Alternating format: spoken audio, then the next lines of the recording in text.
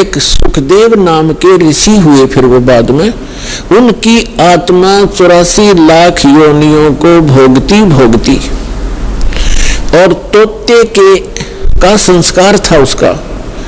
अब तोते में उसका इतना ही संस्कार था कि उस गंदे अंडे में ही उसकी वो अंडा उसके निमित्त था वो अंडा। जैसे गर्भ में ही कई बच्चे मर जाते हैं तो उनका उतना ही संस्कार होता है उस मनुष्य जीवन का, तो वो पूरा कर लिया उसने। एक मनुष्य जीवन, गर्भ में मर जाना, बाहर आते हुए मर जाना, इस तरह।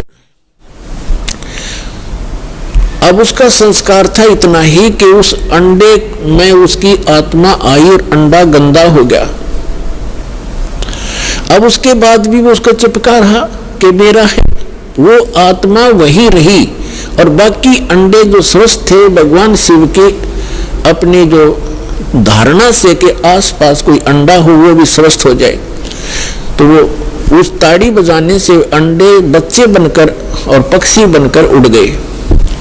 अब वो संस्कार था उसका ऐसा ही निर्धारित था कि वहां भगवान शिव कथा सुनाएगा पार्वती को, और उसके संस्कार से फिर वो परमात्मा, क्योंकि कोई भी ज्ञान उपदेश दिया जाता है पहले सत्संग किया जाता है, तो भगवान शिव ने पार्वती को पहले उस अमर परमात्मा की कथा सुनाई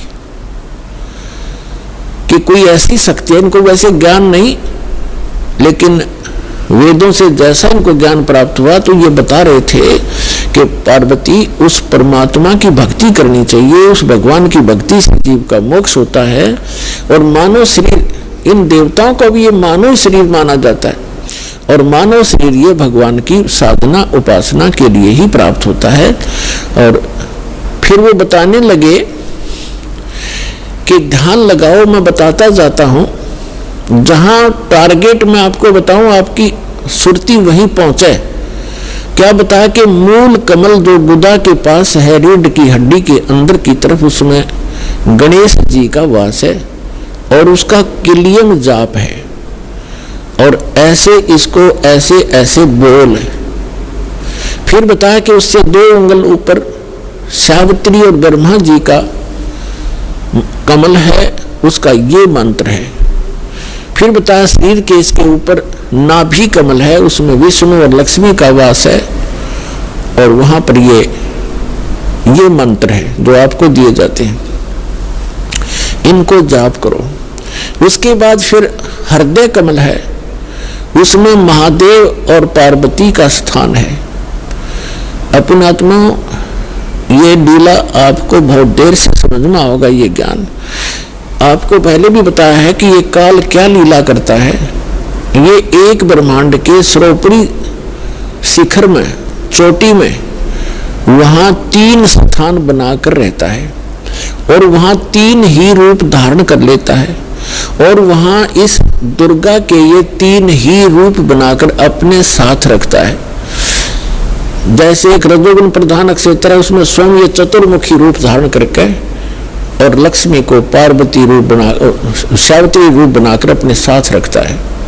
एक सतोगुण प्रधान क्षेत्र है, उसमें ये स्वयं विष्णु रूप धारण कर लेता है और लक्ष्मी को और उसको दुर्गा को लक्ष्मी रूप में रखता है। और तीसरा वहां पर एक तमोगुण प्रधान क्षेत्र है, उसमें ये स्वयं अपना शिव रूप धारण करके, जैसा शिव आप देखते हो, और उसके 5 मुख हैं, उसके शिव के भी 5 मुख हैं। वहां पर जब ये बनाता है वो 2-1 भी रख लेता है, ऐसा इसकी लीला। तो वहां 10-10 भी मुख बना सकता है ये, वहां 10-1000 तक ये मुख बना सकता है ये काल। तो वहां ये शिव रूप में रहता है और दुर्गा को पार्वती रूप में रखता है। तो जो हमारे कमलों के अंदर जो हमने जो दिखाई देंगे देवता, वो वही उसी का रिफ्लेक्शन दिखता है। और वहां के इन स्थानों के इंचार्ज ये इनके पुत्र होते हैं, जहाँ इनके कार्यालय हैं, जैसे शिवपुरी है, विष्णुपुरी है, ब्रह्मापुरी है, ये अलग है, और वहां पर रिफ्लेक्शन उसका ही आता है। और वहां जो जीव इस मंत्र का की साधना करते हैं, उनकी साधना का अकाउंट ये इसके पुत्र रखते हैं। जैसे हम ब्रह्मा जी और सावित्री का जाप करते हैं तो वो अकाउंट इनके पास जाएगा, अकाउंट यही रखेंगे ये ब्रह्मा विष्णु महेश ही अलग से। तो पुण्यात्मा ये पीएचडी का मार्ग है, धीरे धीरे आपको समझ में आएगा। तो यहाँ शिव बता रहा है कि हृदय कमल में शिव और पार्वती का स्थान है, इसके ऐसे 12 पंखुड़ियां हैं, इसका ये मंत्र है। फिर कंठ कमल में देख ये दुर्गा का स्थान है और इसमें इतने कमल हैं, 16 पंखुड़ी हैं और इसका ये मंत्र है। तो ऐसे जब वो जाप करती हुई जा रही थी, फिर कहा कि त्रिकुटी में की तरफ चलो पार्वती। अब जो ही वो ऊपर को उठी, यहाँ से समाधिस्थ हो गई वो, क्योंकि पुण्यात्माएं जो होती हैं उनका शरीर एक बहुत कोमल होता है, उनमें इतने विकार नहीं होते जैसे हम कलयुग में आ गए। सतयुग में क्या था, सतयुग में प्रत्येक व्यक्ति कोई भी था, जन साधारण भी और ब्राह्मण गुरु भी, उनकी समाधि तुरंत लग जाया करती थी, क्योंकि शरीर इतना पिछले पुनः संस्कारों से इतना कोमल होता था, इतना स्वच्छ होता था, अंदर से सब नसें सब वो साफ होता था, बहुत आसानी से समाधि लग जाती थी। तो ऐसी वो देव स्वरूप शरीर था पार्वती का, तो स्वयं उनका एकदम समाधि लग गई। वो अंदर सुरती उसकी कमलों में चली गई और उन कमलों में घुसकर वो नजारा देखने लगी। जैसे पुण्यात्माओं आप सिनेमा देखने जाते थे पहले, अब तो नहीं देखेंगे हम, पहले सिनेमा देखने जाते थे 3 घंटे, 3 घंटे का न्यू पता नहीं चला था किस में गए, क्योंकि कभी कुछ देख रहे हैं, कभी कुछ देख रहे हैं, कभी कुछ देख रहे हैं, 1 सेकंड में वो है पावा था खत्म होगी भाई। और बस स्टैंड पे बस की इंतजार कर ले, 10 मिनट में 20 पे उठेगा, 10 पे बैठेगा, आई किसी आई। तो इस तरह हम जो समाधिस्थ ऋषि होते थे, इनकी काल रोल मारा करता, इन्हें मूर्ख बनाया करता। जैसे किसी भी एक कमल में ये प्रवेश कर गए, एक कमल जैसे टीवी चैनल में कोई चैनल ऑन कर लिया और उसमें जो भी नजारे हैं वो यहाँ से बिल्कुल हटकर हैं और वो ऐसे दृश्य हैं, ये मन देखता देखता दंग रह जाता है, इसको पता नहीं चलता कितना समय बीत गया। तो इस प्रकार वो काफी समय तक ये नजारे देखा करते, मोक्ष नहीं हुआ इनका। तो जो दास आपको कंसेप्ट क्लियर करने जा रहा है, इस प्रकार पार्वती का कोई चैनल ऑन होगा और उस चैनल में वह घुस गई, लागी सिनेमा देखने। अब जब सुरती चली जाती है दूर तो आभास शरीर को नहीं होता।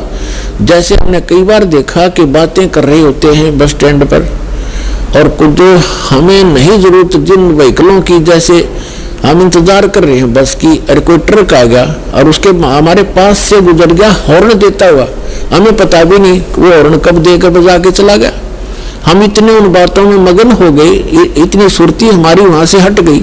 तो ऐसे पार्वती की सुरती हट गई और शिव जी बता रहे थे कि ऊपर देखो मूल कमल में आपको ऐसे दिखाई देगा, हृदय कमल में ऐसे दिखेगा। तो पार्वती की समाधि लगी, किसी कमल में पहुंच गई, वह घुस गई उसमें, वह सैर सपट्टे कर रही। उधर से वो गंदा अंडा जो था तोते का, वो स्वस्थ हो गया भगवान की चर्चा सुनकर।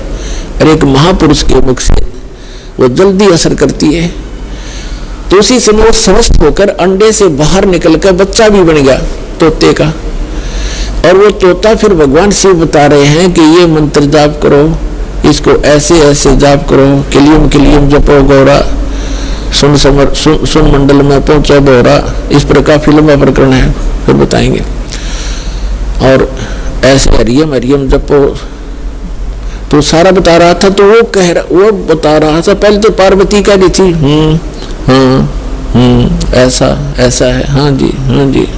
तो फिर तोता लग गया कहने हाँ जी। अब पार्वती तो समाधिस्थ, भगवान शिव ने अला के देखा हुआ तो समाधिस्थ हो रही है, और हाँ जी की आवाज कहां से आ रही है।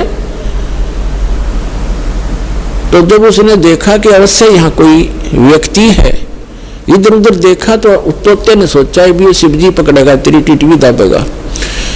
अब वो उड़ लिया, तोता वहां से उड़ लिया फर्र दे ही करके। अब शिव जी ने देखा कि इसने मेरा मंत्र प्राप्त कर लिया, तोता बड़ा बदमाश होता है, ये कितना बोल रहा इसने। और ये ऐसे बताने से किसी व्यक्ति के हाथ लग गया, जैसे ये राक्षस क्यों बन गए, जो साधना करते थे मर्यादा तोड़ गए, स्वीकार करने लगे, और उस भक्ति की से उसमें सिद्धियां उतनी ही आ गई जो देवताओं में थी, लेकिन उनके कर्म बिगड़ गए, तो वो बराबर की शक्ति युक्त हो गए, दुखदायी एलिमेंट बन गए। इसलिए इन मंत्रों को अभी तक हम गुप्त रखते हैं कि एक आम जो बगैर किसी अधिकारी के इसको दिया नहीं जा सकता, यह हानि कर सकता है, फिर आम समाज के लिए भी दुखदायी बन जाता है। तो ये कारण था कि जनसाधारण कहते हैं भाई ये मंत्रों को तुम्हारे गुरुजी गुप्त क्यों रखते हैं। अब उनको क्या पता, जगत को भगत की मर्यादाओं का ज्ञान नहीं होता, तो श्रेयांश सार्वजनिक क्यों नहीं करते, वो सबको क्यों नहीं बताते। कोई बात है, अब आपके पास 20 लाख रुपये हैं तो बांट देना सबको, खड़ा हुआ गली में बांट दे, 10-10 रुपये, 100-100, 500, 1000-1000, जब तक कहा कौन से बेटे ने दो तो ठीक ठाक रखे, खराब ना कर दे। तो ये एक अनमोल धन है, ऐसे नहीं बांटा जाता। तो भगवान शिव पीछे पीछे और तोता आगे आगे, दोनों में सिद्धि, उस मंत्र से वो भी मंत्रित होकर के सिद्धि युक्त हो गया और वो भाग लिया। आगे तोते का शरीर छोड़कर वेद व्यास की पत्नी ने जमाई ली, उसके माध्यम से वो सूक्ष्म रूप से गर्भ में पहुंच गया। और जब उनका मिलन हुआ पति पत्नी का, तो उस समय उसने बॉडी धारण कर ली वेद व्यास और उसकी पत्नी से, और गर्भ में रहा। तो भगवान शिव आए पीछे पीछे और कहा कि पार्वती, वो व्यास की पत्नी, तेरे पेट में मेरे ज्ञान का चोर है, मैं इसने मारूंगा। तो उसने कहा कि क्यों मारोगे, क्या गुस्ताखी कर दी, यदि कोई जीव, मुझे तो मालूम नहीं, आप तो अंतर्यामी हैं भगवान, आप लोगों को पता होगा क्या बात होगी कि इसने मेरा अमर मंत्र चुरा लिया, सुन लिया, और ये अमर हो गया, और कहीं ये किसी और को बताओगा, इसलिए मैं इसने खत्म करूंगा, मारूंगा। तो व्यास की पत्नी कहने लगी, बोले नाथ, एक तरफ तो आप कहते हो ये अमर हो गया, अमर हो गया तो आप मारोगे कैसे इसको।